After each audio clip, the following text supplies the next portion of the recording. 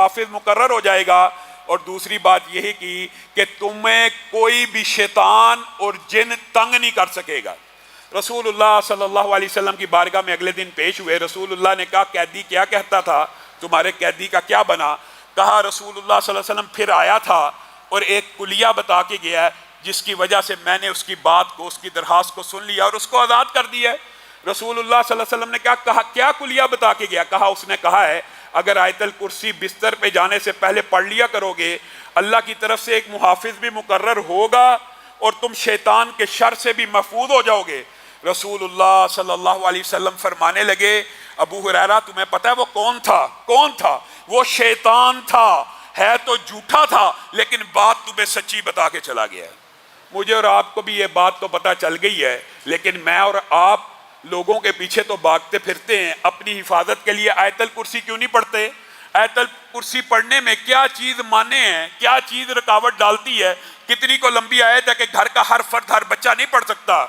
اور اسی حدیث کی ایک اور اسی طرح کی بات حضرت ابو ایوب انصاری کے بارے میں آپ نے وہ حدیث بھی سنی ہوگی کہ وہ تاک میں کھجوریں رکھا کرتے تھے، وہاں سے کھجوریں چوری ہو جایا کرتی تھی۔ ایک دن انہوں نے دیکھا کہ میری کھجوریں کوئی نہ کوئی چوری کرتا ہے، تاک میں بیٹھے رہے، ایک شیطاننی آئی، اس نے کھجوریں چرانے کی کوشش کی، حضرت ابو ایوب انصاری نے اس کو پکڑ لیا۔ بین اسی طرح کا واقعہ ہوا، پکڑا، اس نے واسطے ترلے دیے کہ مجھے چھوڑ دو، میں آج کے بعد چوری کرنے نہیں آؤں گی۔ رسول اللہ کی بارگاہ میں یہ بھی اپنا مقدمہ لے کے گئے، رسول اللہ صلی اللہ علیہ وسلم نے کہا جھوٹ بولتی ہے، آئے گی، جب آئے اللہ کا نام لے کے میرے پاس حاضر ہونے کا کہہ کے اس کو میرے پاس لے آنا۔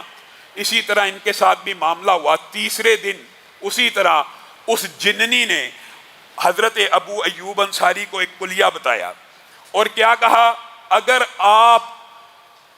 آپ اپنے گھر میں، یہاں پہ سونے یا بستر کا لفظ موجود نہیں ہے، اگر آپ اپنے گھر میں آیت الکرسی پڑھیں گے تو آپ کے گھر میں کوئی بھی نقصان پہنچانے والی چیز داخل نہیں ہو سکتی۔ پہلی حدیث کے الفاظ کیا تھے؟ محافظ مقرر ہوگا اور شیطان داخل نہیں ہوگا۔